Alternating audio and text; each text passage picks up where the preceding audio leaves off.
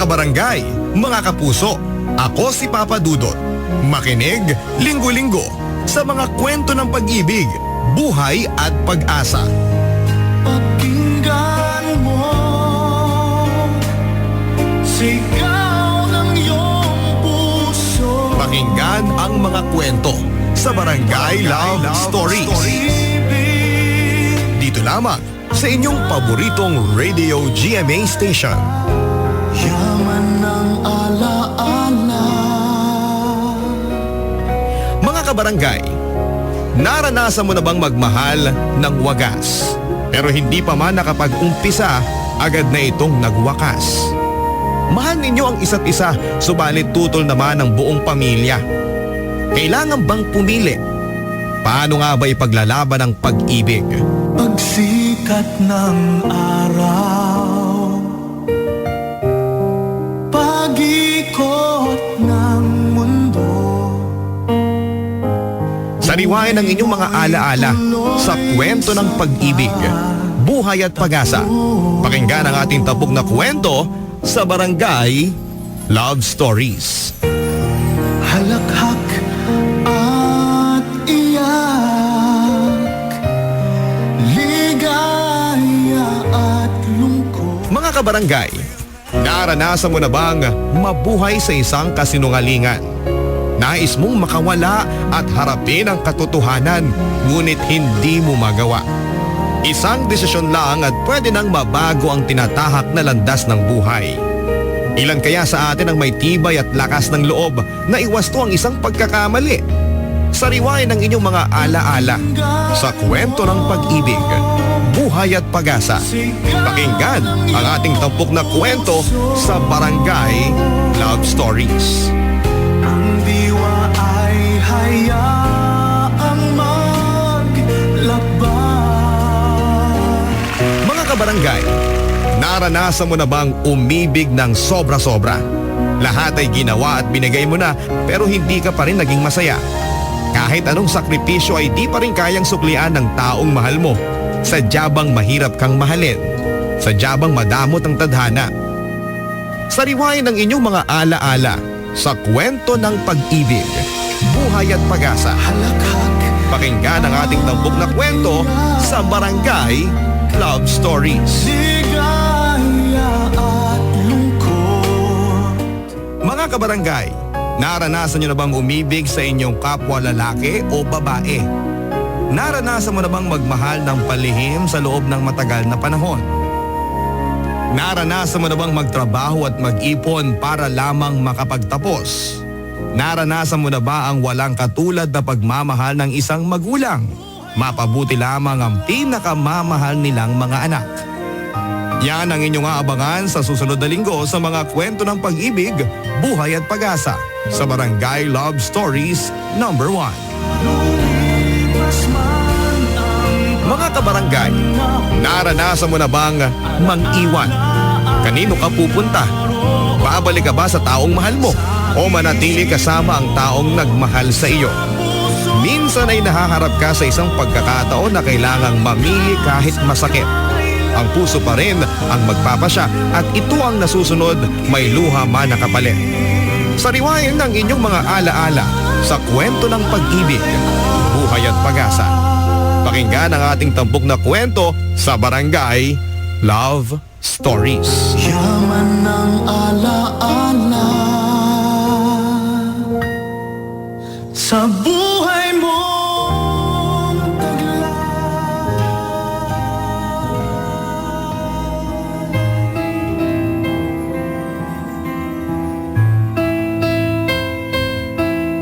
Isang mapagpalang araw po ng pakikinig sa inyong lahat, mga kabarangay.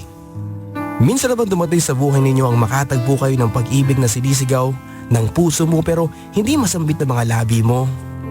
O yung tinatawag na lihim na pagtingin? Ngayong episode na ito, mga kabarangay, ay pakinggan po natin ang liham kasaysayan ni Mondale. Kanino niya naramdaman ang lihim na pagmamahal? Tunghayan sa mga kwento ng pag-ibig, buhay at pag-asa sa Barangay Love Stories.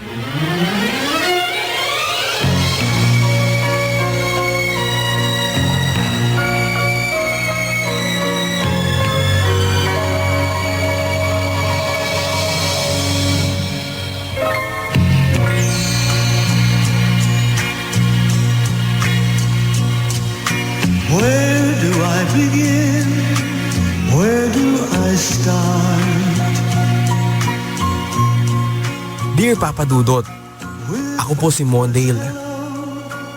Marami akong palayaw. Mon, MD, Dale, Bele at Monmon. Pero sa lahat ng palayaw na ito ay yung MD po ang pinakagusto ko. Kaya tawagin niyo na lang po ako sa pangalang MD. May isang kantang nananahan dito sa puso ko at isipan ko at kailanman ay hindi mabubura.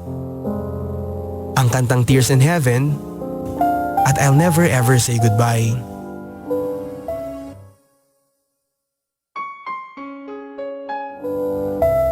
Papadudot kung meron kayo nito, sana po ay pakitugtog. Alam kong magpapatuloy ito ng luha ko, kasabay ng pagbabalik ng mga alaalang kailanman ay hindi ko pipiliing kalimutan. Marami kaming magkakapatid, mga kabarangay. 8 kaming lahat at maniwala kayo't sa hindi ay puro kami mga lalaki. Magsasaka at karpentero si Papa. At si Mama naman ay mananahi ng kung ano-ano. Ako ang panglima sa aming 8 magkakapatid. Nagtapos ng kolehiyo ang panganay naming kapatid pero agad naman siyang nag-asawa. Kaya hindi rin sila lubos na nakatulong sa amin. Bahay siguro namin ang pinakamagulo sa lahat ng bahay sa amin noon. Ang masama lang doon ay hindi kami masyadong naaalagaan. Maraming gusto mag-alaga sa amin na hindi namin kamag-anak nung maliliit pa kami. Hindi po kasi sa pagbubuhat ng bangko ay puro kami gwapong magkakapatid. Maraming gusto mag-ampun sa amin noon pero ayaw naman kaming ipaampun ng mga magulang namin kahit halata namang hindi na nila kayang alagaan kami. May lola kami sa mother side namin sa Bicol. Kapag bakasyon ay kinukuha niya kami at ako ang laging gustong sumasama sa kanya. Medyo masungit at mataray kasi si Lola pero kahit ganoon ay sumasama pa rin ako sa kanya. Kahit kasi masungit siya ay mas maganda sa kanila kasi mas maraming pagkain at maganda pa ang bahay nila. Tuwing bakasyon at Pasko hanggang bagong taon ako sa lola ko at dahil doon ay marami na akong naging kaibigan sa Naga. Kabilang narito sina Joko, Totong at Kate. Ang mga bahay nila ay malapit lang kina Lola. May maliit na basketball court sa bakuran nila Joko at kahit maliit pa kami noon ay naglalaro kami ng basketball. Kasali si Kate na maganda sana pero may pagka-tomboy. Hindi ko malilimutan ang unang pagkikita namin ni Kate noon. Pareho kaming 10 years old noon. Nakatayo lang ako sa kalsada sa harap ng bahay ni Lola. Siya naman ay nagbabike noong bigla siyang promeno sa harap ko. Cute siya, mahaba ang buhok at maayos. Naka-shorts ng maiksi pero mukhang matapang at masungit. Sino ka? Mayabang na tanong niya sa salitang Bicol. Sinabi ko naman ang pangalan ko. May pera ka? Tanong ulit niya. May pera naman ako noon pero 7 pesos lang. Angkas ka sa akin. Punta tayo doon, sabi niya. Saan? Basta, umangkas ka na, ulit niya. Umangkas naman ako. Kinailangan kong kumapit sa kanya dahil tumayo lang ako sa bakal na nasa bandang gulong ng panglingkod na gulong. Mabilis siya magpatakbo at sinisigawan niya ang mga batang nakaharang sa daan. Sa tindahan ng halo-halo kami huminto. Agad siyang nag-order ng 2. Noong tapos nang ihanda ng tindera ang halo-halo, ay inabot niya sa akin. Bayaran mo na. Utos sa akin ni Kate. Tig-3 pa lang noon ang halo-halo, kaya nagkasya ang pera ko. Niyaya niya ako sa ilalim ng puno ng mangga. Doon kami kumain. Tinapon niya ang sago kasi ayaw daw niya. Gustong gusto niya ang kamote. Hinihingi pa niya ang ibang kamoteng sahog sa halo-halo ko. Sa isip ko pa lang noon ay maangas ng babae si Kate. Napakarami niyang tanong sa akin. Siga siyang magsalita. Tomboy nga. Pero sa pagkain namin ng halo-halo sa ilalim ng punong mangga, doon na nagsimula ang pagkakaibigan namin. Tell me your name. You're lovely, please tell me your name. Malaki ang bahay ni Kate. Isa sa mga pinakamalaking bahay sa lugar nila. 2 palapag at kulay light blue ang pintura. Isinama niya ako sa kanila noong matapos kaming kumain ng halo-halo. Ang ganda at ang linis ng loob ng bahay nila at ang lalaki ng mga litrato sa dingding at sa ibabaw ng mga divider. Ikaw to? Tanong ko kay Kate, sabay turo ng litrato ng batang napaka-cute. Oo, sagot niya. Napalipat ang tingin ko sa babaeng maganda. Eto, sino to? Tanong ko. Mama ko. Sagot niya. Ang ganda niya pala. Kaya pala maganda ka rin. Sabi ko. Patay na siya. Narinig kong sabi ni Kate. Anong sabi mo? Inulit nga niyang sinabing patay na ang mama niya at nagkasakit daw. Yung mga lalaki sa litrato ay mga kuya daw niya. 3 silang magkakapatid at siya ang bunso. Lola niya ang nag-aalaga sa kanila dahil ang papa naman nila ay nasa Saudi. Hinila ako ni Kate noon. Nagpunta kami sa likod ng bahay nila at doon ay may bahay pa. Mga kapitbahay nila. Akyat tayo sa kay Mito. Yaya sa akin ni Kate noon. Pero noong akmang aakyat na kami ay may bumawal sa amin.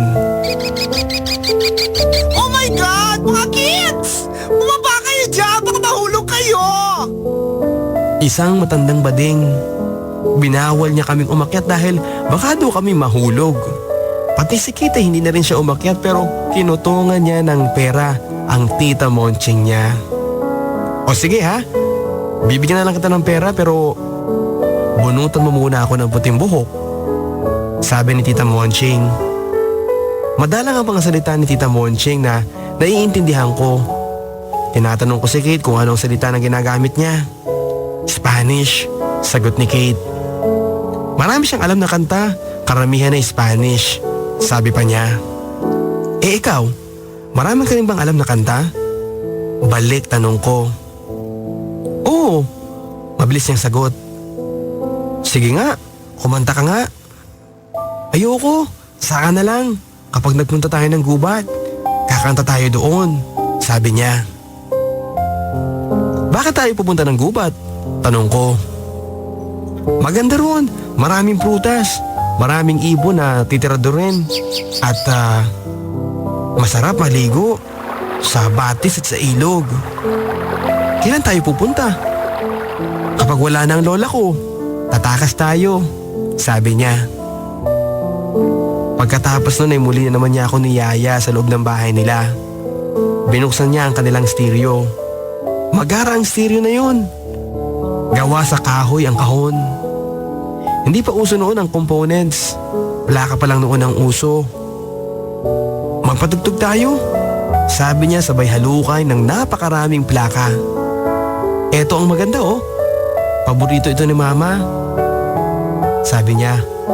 Hawak niya noon ang isang album ni Nonoy Zuniga. Noon nga ay pinatugtog niya ang plaka. Ang unang kanta ay Doon Lang. Pero kasi simula pa lang ng kanta ay narinig namin ang isang sumisigaw. Ang lola niya sa itaas. Nagising daw siya sa kanyang pagkakatulog. Sa takot ni Kate sa lola niya ay hinila niya ako patakbo sa labas. Iniwan niya nakabukas ang stereo. Kung natapos ko ang aking pag-aaral, isin sana'y mayroon na akong dangal na ihaharap sa'yo at ipag-iayabang. Sa panaginip lang ako may pagdiriwang. Yaman at katanyagan sa akin ay wala. Kagisigan ko ay bunga ng isang sumpa. Ang aking inay ang tangi kong tagahanga. Sa panaginip lang ako may nagagawa.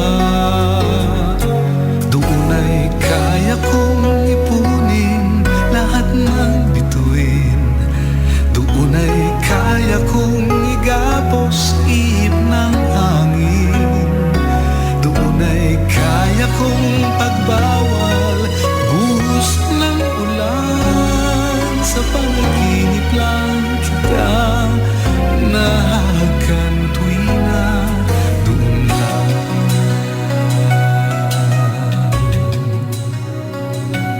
Araw-araw kami naglalaro ni Kate noon, pero hindi kami natuloy pumunta sa gubat. Sobra ang pagkatomboy ni Kate noon.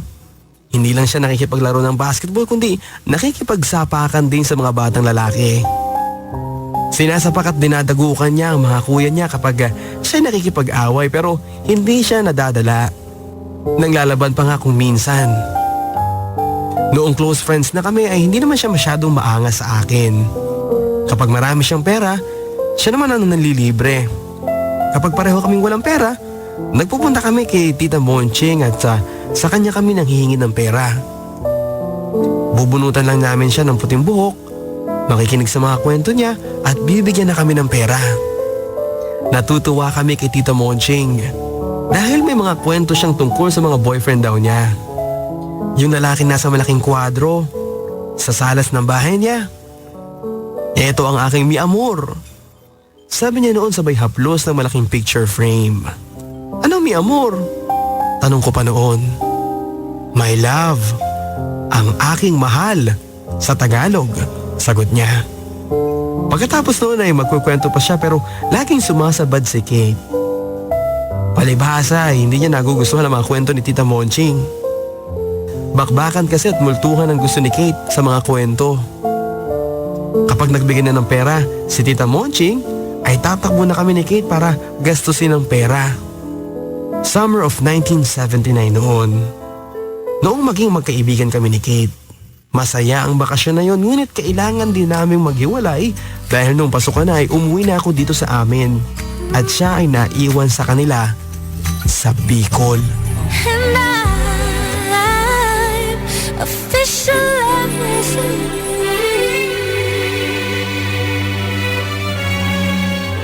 Magbabalik ang Barangay Love Stories. Noong nasa grade school ako, kapag naaasar ako sa amin dahil sa dami namin magkakapatid at sa pagkatapang ni Mama, ay gustong-gusto kong pumunta kina Lola sa Bicol. Malayong mas masaya at masarap kasi doon. Kaso hindi naman pwede dahil hindi ko pa kayang pumunta doon na mag-isa. At isa pa, wala kaming pera.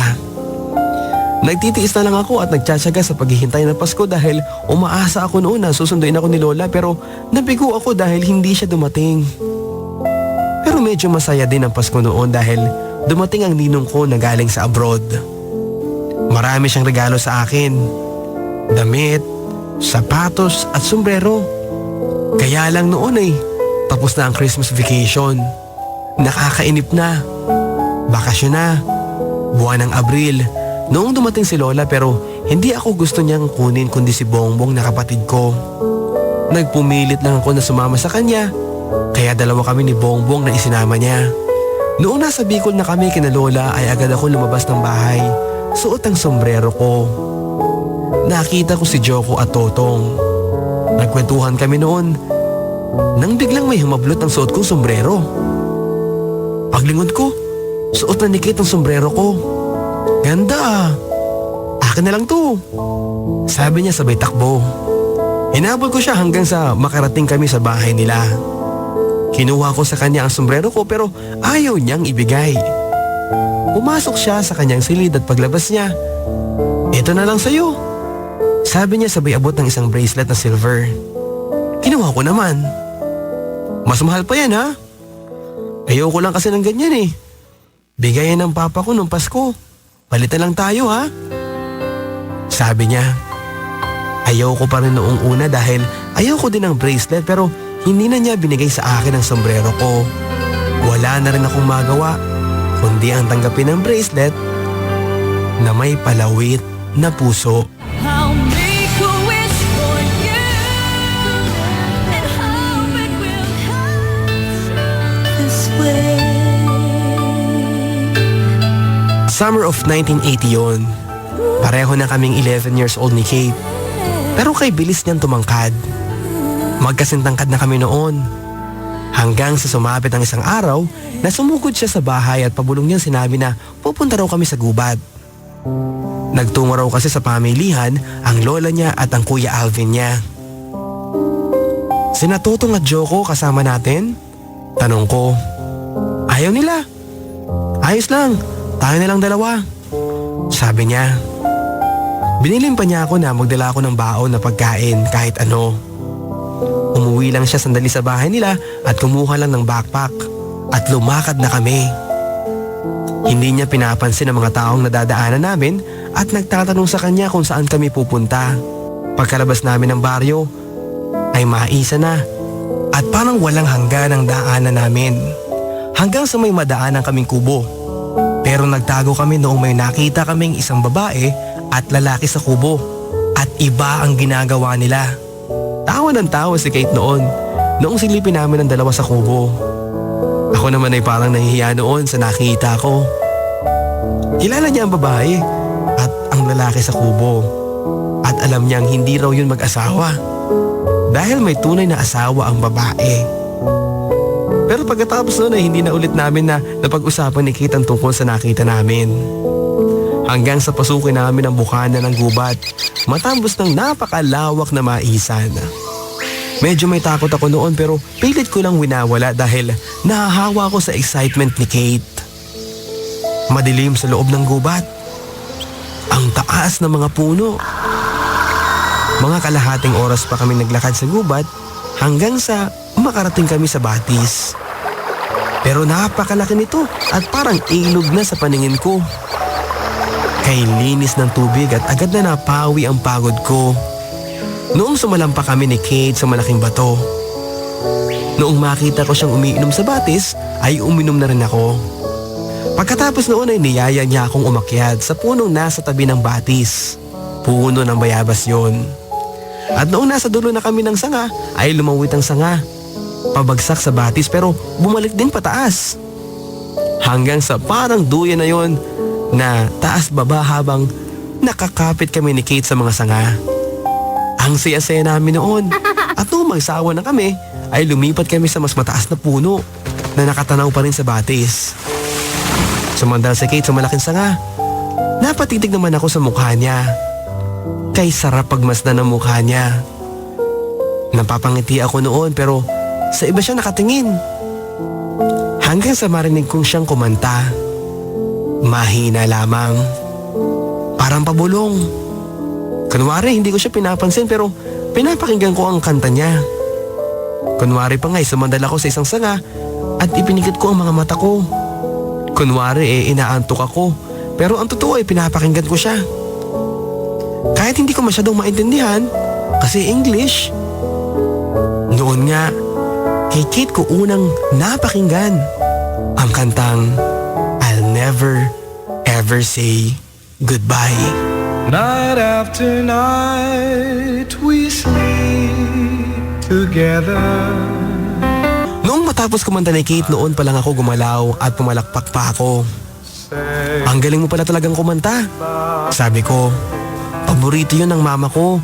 Lagi niyang kinakanta kapag pinapatugtog namin ang stereo namin. Talaga?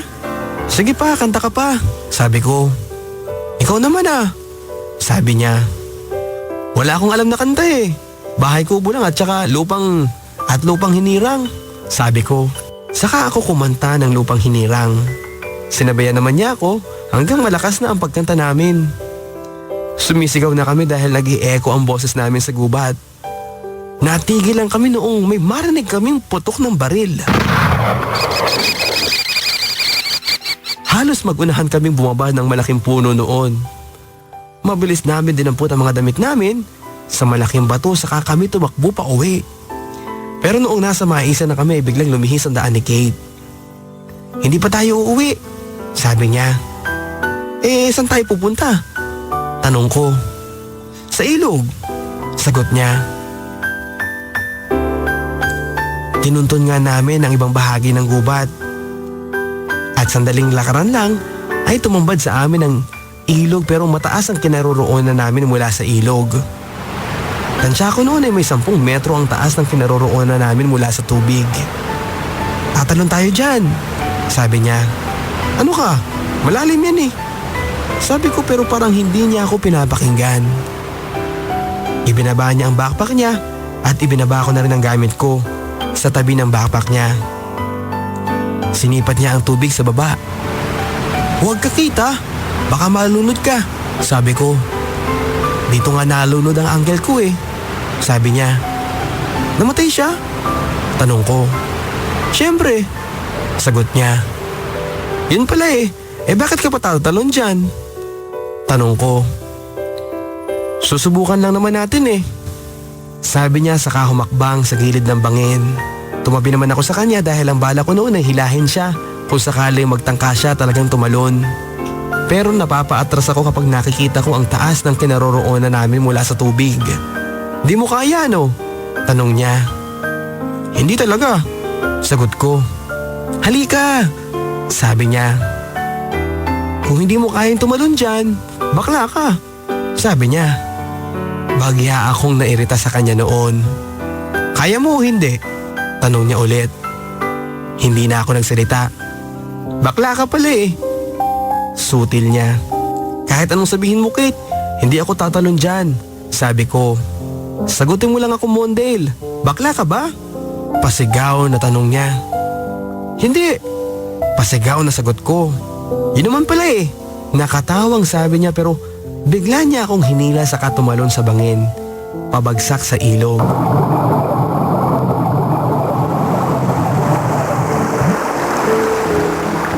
Sobra ang takot ko noon to the extent na hindi na ako nakasigaw. Bumagsak kami sa tubig.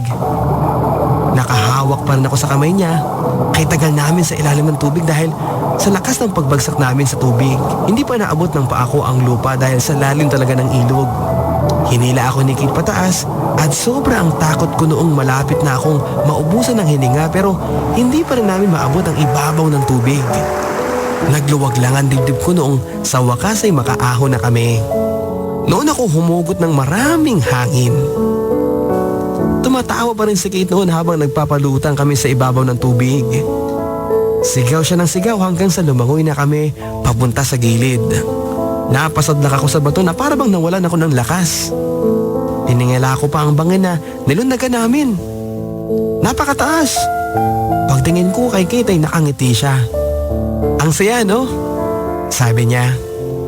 Napatitig ako sa mukha niyang basa. Ang pula ng labi niya noon. Napangiti ako dahil parang kay sarap tingnan ng mukha niya. Oo, ang saya. Sagot ko habang nakatitig pa rin ako sa kanya, sa kanyang magandang mukha. Beautiful girl. For you, from morning till night and back again. Star FM. Mula noon papadudot ay kinakasabihan ko na ang bawat summer na dumarating. Kapag nami-miss ko si Kate, sinusuot ko ang bracelet na bigay niya sa akin kahit alam ko na pambabae yun. Pasko pa lang ay nag-iipon na ako ng pera para kung sakaling hindi darating si Lola para sunduin ako ay ako mismo ang uuwi sa kanila para makasama ko si Kate at mamasyal na naman kaming dalawa sa gubat. Taon-taon namin ginagawa yun ni Kate. Nakakasama na rin sina Totong at Joko. Kaya lalo pang masaya ang pamamasyal namin sa gubat. Noong high school na kami, lalo pang gumanda si Kate. Pero tomboy pa rin. Pero para sa akin ay siya ang pinakamagandang tomboy. Kahit kasi tomboy siya ay mahaba ang buhok niya at laging maayos. Summer of 1984, 15 anyos na kami pareho ni Kate noon. Katatapos lang namin ng second year high school, dalawa lang kaming nagpunta sa gubat dahil ayaw sumama ni na Totong. Pero tumuloy pa rin kami. Gaya ng dati, naligo kami sa batis. Nag-indayon kami sa puno ng bayabas. Nanguha ng mga prutas at natutulog kami sa ibabaw ng malaking bato sa gilid ng batis. Madaling makatulog si Kate kapag pagod. Ako naman, gustong gusto ko siyang pinagmamasdan kapag tulog na siya. Ang ganda kasi ng mukha niya. Kaya lang nung pagkakataong yun ay hindi ko lang siya basta pinagmasdan, kundi natukso kong hagkan siya sa kanyang mapupulang labi. Dinampian ko lang siya hindi siya nagising. Pero parang hindi ako nakontento sa dampi lang, kaya inulit ko ulit. Gusto ko kasi matikman talaga ang labi niya, kaya medyo tinagalan ko pa. Nagising siya at kay bilis ng kamay niya sa pagsapok sa mukha ko. Hindi lang yun, tinadyakan pa niya ako sa kaminura. Pagkatapos nun ay natulog ulit siya pero itinakip niya ang sombrero niya sa mukha niya. Bala ko pa siyang kulit-kulitin. Tatanggalin ko ang sombrero saka ako hahalikan ulit pero baka maghalit na siya. Kaya hinayaan ko na lang. Natulog na rin akong nakangiti dahil pawang sariwa pa sa damdamin ko ang ninakaw kong halik kay Kate. Ang lambot ng bibig niya, kay sarap halikan. Sandal mo sana ang ulo mo sa unan, katawan mo ay aking kukumutan. Mga problema ay iyong malilimutan habang tayo'y Noong araw pa rin yon sa pangpang ng Batis kung saan kami umidlip ni Kate na parang Eva at Adan ay nagising lang ako noong may maramdaman akong malamig sa hita ko. Akala ko noon ay hinahawakan ako ni Kate kaya hinayaan ko lang. Pero napapangiti ako noon dahil nakikiliti ako hanggang mag-iba na ang kutob ko dahil parang hindi naman kamay ang nakadantay sa hita ko. Pagdilat ko, para ako nawala ng malay noong makita ko ang napakalaking sawa. Hindi ko alam ang gagawin ko noon at paglingon ko kay Kate ay nakatulala din siya sa akin. Takot din sa nakita niyang sawa sa ibabaw ng hita ko. Hanggang sa makita kong dahan-dahang kumilos si Kate papunta sa bandang buntot ng sawa at kitang-kita ko kung paano niya dinakma ang buntot ng sawa, sa kanya ito biglang hinila. Takbo! Sigaw niya pagkatapos noon. Noon naman ay mabilis na akong bumangon saka ako umariba ng takbo kasunod kay Kate. Yun na siguro ang pinakamabilis na takbong nagawa ko sa buong buhay ko. Dahil pakiramdam ko noon ay hinahabol din ako ng sawa.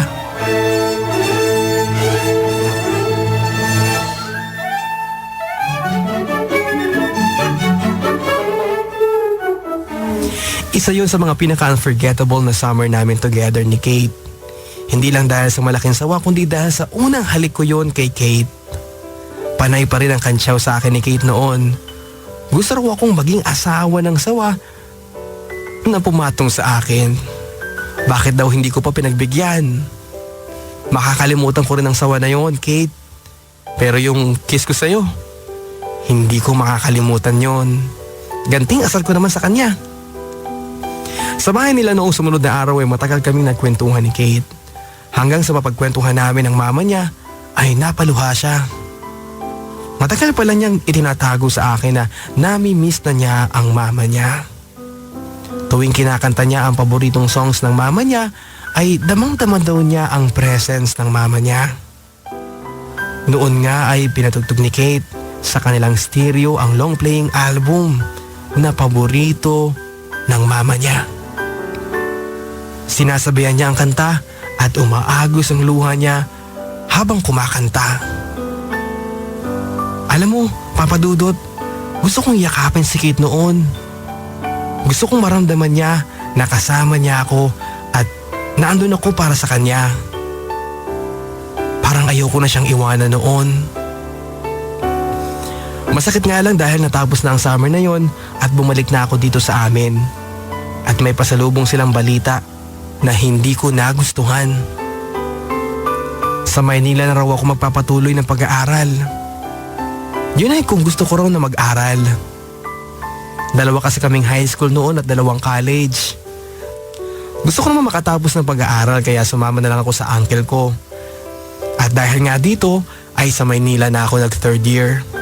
Doon ay nagkaroon ako ng kasintahan. Una si Jennifer, pangalawa si Angelo at pangatlo si Marieta. Si Marieta ang matagal ko nang naging girlfriend dahil hindi lang siya maganda kundi masaya pa siyang kasama. Marami nangyari sa amin ni Marieta. Pero tuwing hahalikan ko siya ay si Kate ang naaalala ko. Kapag ganun ay hindi ko mapigilang mamiss si Kate. Kaya noong sumapit na ang bakasyon, umuwi ako kina Lola upang makasama ko si Kate. Sa totoo lang, noon ay hindi ko na kayang ipaliwanag pa kung bakit gusto ko siyang kasama at kung bakit magaan ang dibdib ko para sa kanya sa tuwing pinagmamasdan ko siya. Yun pala, Papa Dudut ay mahal ko na siya. Hindi nga lang kami nakapapasyal ni Kate noon sa gubat dahil napilay ang kaliwang paa niya sa paglalaro. May saklay siya noon at hanggang sa tindahan lang ng halo-halo ang kaya niyang lakarin habang nakakapit pa ang isang kamay niya sa akin. Doon ulit kami sa ilalim ng puno mangga kumakain ng halo-halo. Noong matapos siyang kumain ay inutusan niya akong hiramin ang kutsilyo ng tindahan ng halo-halo. Akala ko noon ay kung anong gagawin niya sa kutsilyo. Yun pala ay uukit lang siya ng letra sa puno ng mangga. Panapanahon ng pagkakataon, may babalik bang kahapon? Mga letrang M at A na malalaki ang inukit niya. Tinanong ko kung ano yung MA. Pero inutusan niya muna akong isoli ang kutsilyo at pagbalik ko, sige, hulaan mo kung ano yung MA. Sabi niya. 2 clue lang ang pwede ha, at kapag hinulaan mo na, tapos na ang guessing game. Ang pwede mong gawin ay magtanong ka na magtanong at isasagot ko lang ay oo, hindi at pwede. Napangiti ako noon dahil pakiramdam ko ay nakadiscover ng bagong laro ang crush ko. Okay, first clue, sabi ko. 2 words. Sagot niya. Napaisip ako at agad na pangalan ko ang naisip ko. Letrang M at may letter A. Second clue. Hiling ko sa kanya. M ang first letter at A ang first letter ng kasunod. Noon ay napangiti ako, lalo na dahil alam kong pangalan ko ang tinutumbok niya. Pero hindi pa ako pwede manghula dahil hindi pa rin ako masyadong sigurado. Anyway, entitled naman ako sa maraming sagot noon. Nasasagutin niya ng oo, pwede o hindi. Noon nga ay sinimulan ko na ang magtanong. Ako yan? Tanong ko. Pwede? Sagot niya. Nalito ako. Pwede? Bakit? Bakit hindi oo? Tanong ko. Kulit mo naman, Mondel, oh. Ang isasagot ko lang sa mga tanong mo ay oo. Kung siguradong oo. Hindi kung hindi at pwedeng kung medyo tama. Sabi niya. Noon ay nagpatuloy na ako sa pagtatanong. Pangalan ng tao yan? Tanong ko. Hindi. Mabilis niyang sagot. Noon ay lalo akong nalito dahil ang sabi niya ay pwedeng ako. Pero hindi naman daw pangalan. Eh ano yan? Tao ba? Tanong ko ulit. Pwede. Sagot niya. Hindi pangalan? Hindi. Eh pangalan ko Mondel eh. Nagsisimula sa letter M. Nagtatapos sa letter E. Meron pa bang iba eh? Sabi mo naman pwedeng ako, di ba? Nagtanong nga ako ng nagtanong hanggang sa halos mabaliw na ako pero hindi ko pa rin matumbok. Ano ba yan? Noun? Oo, sagot niya. Tagalog word? Hindi.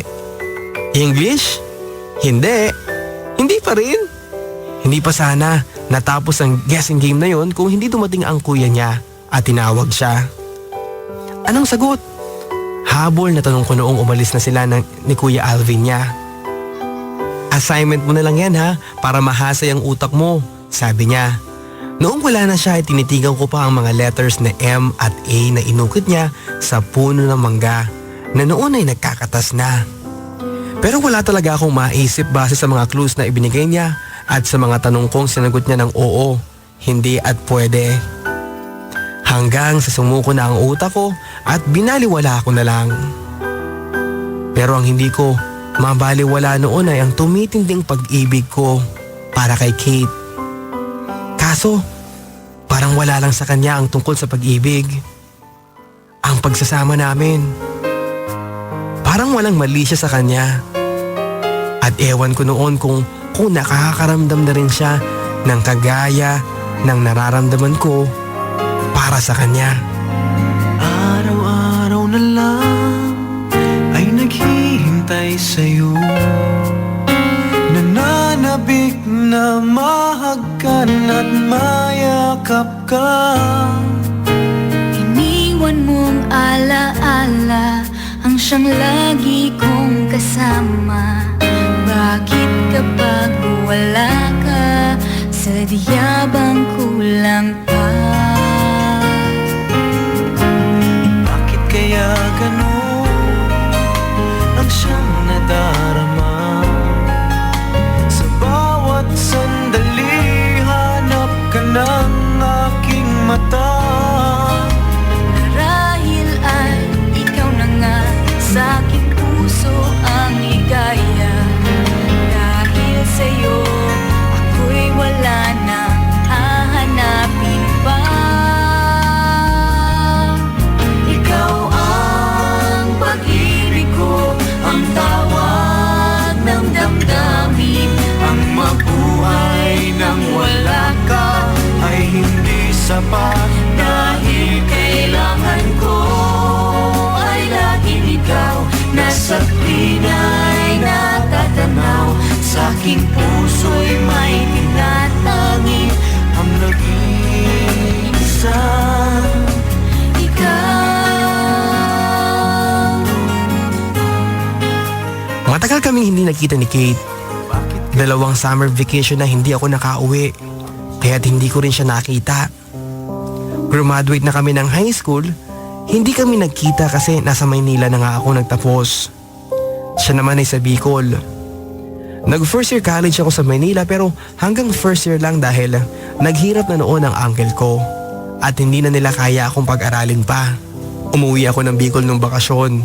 Pagkatapos nun ay nagpunta ako kay Lola. Sinabi sa akin ni Lola na siya na lang ang magpapaaral sa akin pero 2 years lang na kurso. Natuwa na rin ako, at least makakatapos na ako kahit 2 years lang. Ang masaya pa doon ay nagkasama na naman kami ni Kate. Lalong gumaganda si Kate noon pero ganun pa rin. Tomboy-tomboy pa rin. Dumating na noon ang papa niya at hindi na bumalik ng Saudi. At naging napaka-estrikto ng papa niya sa kanya. Kaya hindi na kami nakakapunta ng gubat. Doon lang kami at kung minsan ay inuungkat ko pa rin ang tungkol sa letter M at A na inukit niya sa puno ng mangga pero ayaw pa rin niyang isirit. Noong pasukan na ay sa Bicol na nga ako nag-aral. Pero 2-year course lang gaya ng sabi ni Lola. Doon din nag-aral si Kate pero sabi niya, tatapusin lang daw niya ang kurso niya pagkatapos noon ay papasok na siya sa army. Hindi na ako nagtaka noong sabihin niya ito. Alam ko din namang maraming babaeng army at dahil nga tomboy-tomboy naman siya, hindi nakapagtatakang gustuhin nga niya ang magsundalo. Kaya lang, hindi ko napigilan ang sarili ko noon. Nung bigla kong nasabi sa kanya na matagal ko na siyang mahal. Talaga? Ganito lang ang reaksyon niya. Sige na Kate, magbago ka na. Sabi ko pa noon. Wala akong babaguhin sa sarili ko, MD. Kahit sino magpabago sa akin, hindi ko susundin. Sabi niya. Magka-schoolmate kami ni Kate noon pero madalang kaming magkita kasi ibang department siya. Kaya lang, may isang pagkakataon noon sa kantin.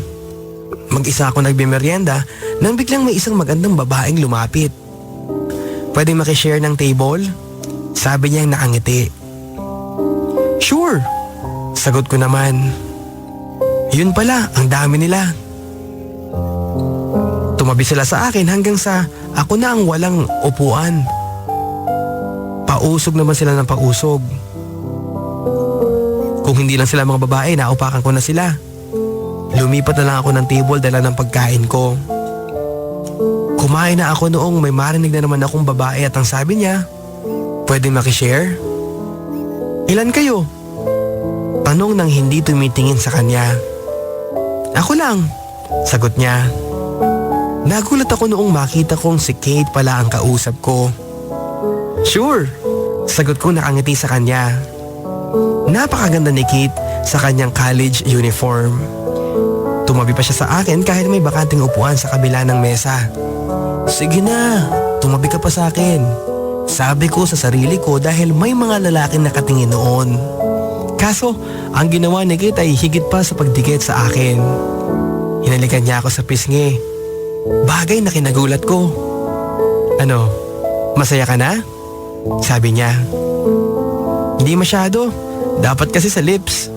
Sabi ko. Noon naman ay pinatigas niya ang kanyang kamao sabay sabing, eto ang tatapos sa lips mo, gusto mo?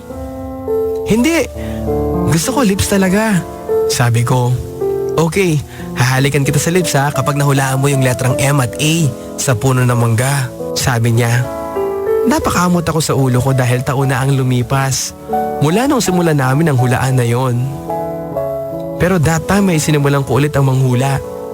Kaso inabot na kami ng time na sa susunod na subject. Naging palaisipan pa rin sa akin hanggang sa matapos na ang school year na yon at sumapit na ang bakasyon. Umuwi ako dito dahil pinatawag ako ng uncle ko sa Maynila. May trabaho daw doon para sa akin. Kumbaga summer job. Pumunta ako doon dahil sayang pa yung kikitain ko. Pero hindi na wala sa isip ko ang puzzle na yon. Bakit nga naman kasi mawawala sa isipan ko yun hahalikan ako ni Kate sa lips kapag nahulaan ko yun. Kaya noong magtrabaho na ako sa Maynila para sa summer job na yun ay pinahulaan ko pa rin sa mga kasama ko. Pati sa mga kaibigan ko pero walang nakahula. At habang tumitindi ang pagkalkula ng utak ko sa puzzle na yon, lalo ding tumitindi ang pag-ibig ko para kay Kate.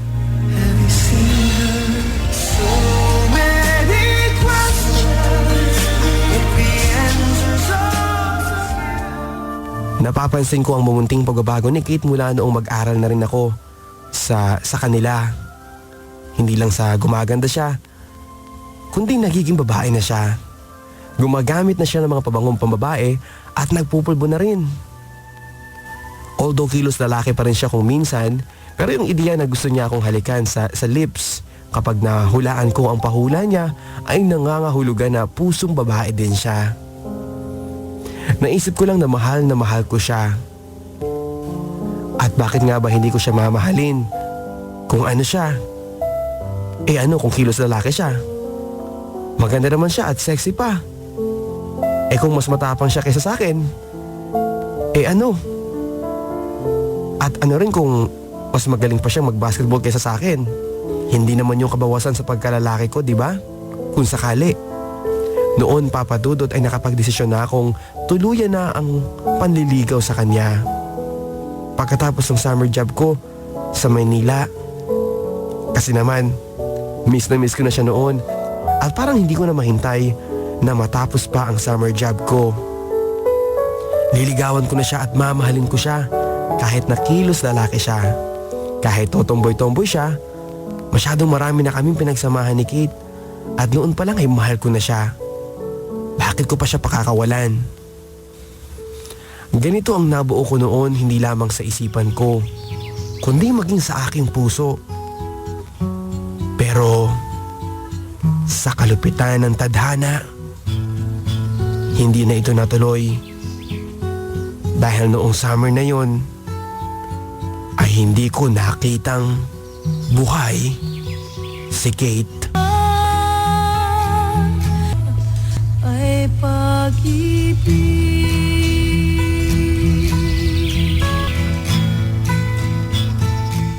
Sina Totong, Joko at iba pa nilang kaibigan pati na mga classmate ni Kate ay magkakasamang nagpunta raw sa gubat. Nagpiknik sila doon, nag-inuman at pati ang mga babae ay uminom din. Parang na-imagine ko si Kate sa kanyang ugali na kapag gusto niya.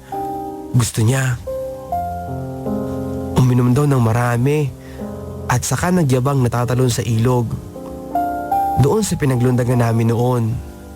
Tatalon ako. Kaya ko to Huwag ka tumalon! Hindi raw siya napigilan ng mga kasama niya. Uy, tama. Sina Totong at Joko. Pigilan niyo siya. Hindi daw talaga siya pinakialaman dahil alam naman nilang kayang-kaya ni Kate ang tumalon doon. Kasi nga, dati namin ginagawa yun. Ang diferensya lang, nakainom si Kate Ayoko pigilan. Kaya ko to sabi. at noong lumundag siya, kay tagal daw bago siya umahon.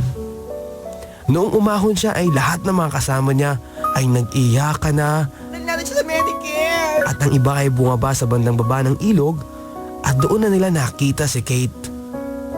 At wala nang buhay.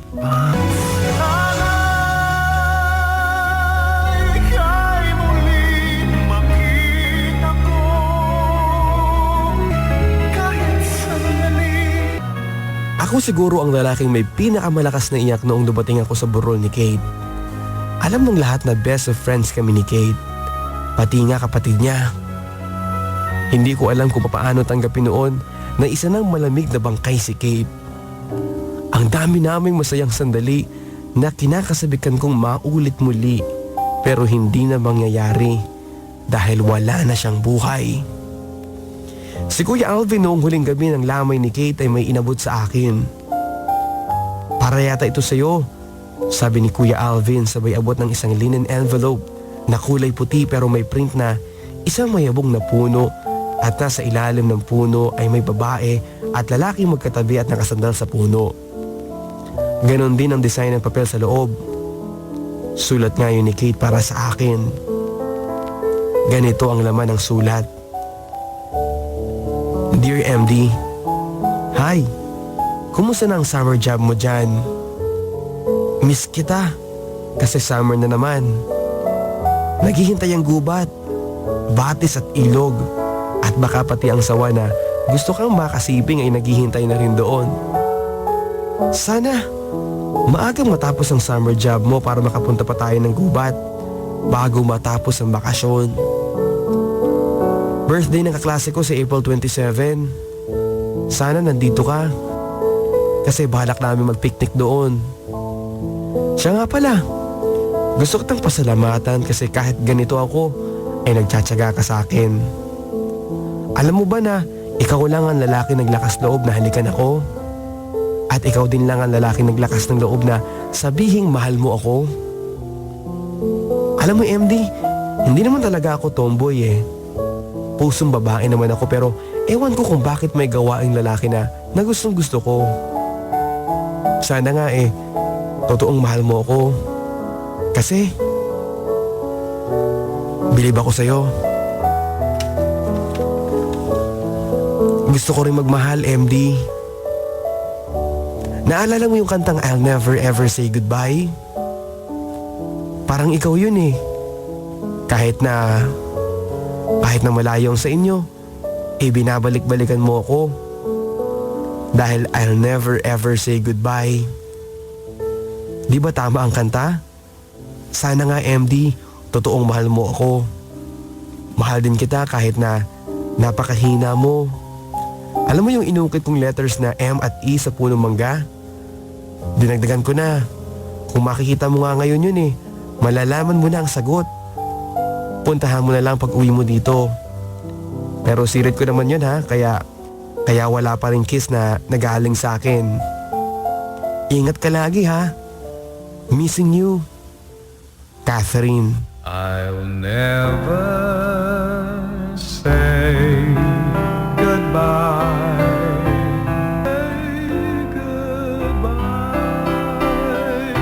Katabi sina Totong at Joko noon. Binabasa namin ang sulat ni Catherine. Pati sila ay napasama sa matindi kong iyak. Ilang minuto pagkatapos nun ay pumunta kami sa puno ng mangga kung saan inukit ni Kate ang letters na M at E. Kasama ko noon sina Totong at Joko. Habang papalapit kami sa puno ay muling bumalong ang mga luha ko dahil parang nakikita ko si Kate doon. Nagbalikan ng mga alaala ko noong mga maliliit pa lang kami. Noong unang pagkakataong yayain niya akong kumain ng halo-halo. Inalalayan ako nila Joko noong parang manghina ako dahil sa aking pag-iyak. Kinailangan namin ng flashlight noon para makita ang dinagdag ni Kate na ukit upang ma-define ang letters na M at A na inukit niya Sabi niya noon 2 words yun.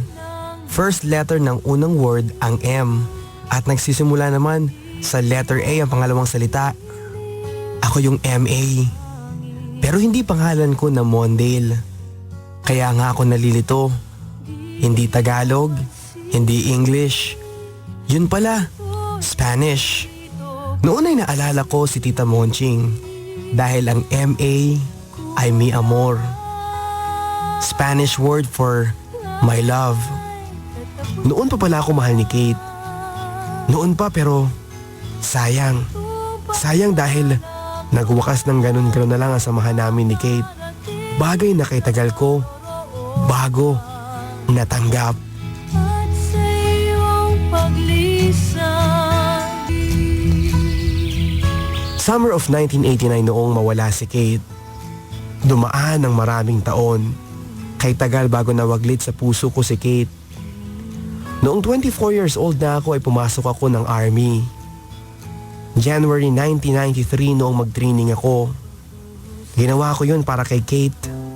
Dahil iyon ang pangarap niya, ang maging sundalo. Taong 2005, 35 years old na ako noong makilala ko si Ellen. Isang teacher na noon ay 32 years old na rin. Kami ay naging magkaibigan noong una at naikwento ko sa kanya ang maraming bagay tungkol kay Kate. Tinanong sa akin ni Ellen kung si Kate ang dahilan kung bakit hindi na ako nagmahal ulit. Sinabi ko sa kanya na tama ang nasa isip niya subalit sa pagdaan ng mga araw ay nahulog ang loob ko kay Ellen. At siya naman pala ay ganoon din sa akin. June 2006, nagpakasal kami ni Ellen at noong April 27, 2007 ay isinilang ni Ellen ang aming unang anak na pinangalanan ko ng Catherine.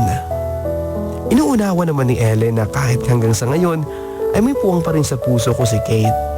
At alam mo bang si Ellen pa ang nagsuggest na isulat namin ang kwentong ito? Si Ellen ang nagsulat, ako lang ang nagkwento. Sana naman Papa Dudot ay mabasa nyo rin at hangad ko na sana'y nakapag-iwan ito ng aral at inspirasyon sa mga nakikinig. Maraming salamat mga kabarangay at sana'y magpatuloy pa rin ang pag-imbulog ng inyong programa sa mga darating pang taon at henerasyon. Lubos na gumagalang, Mon.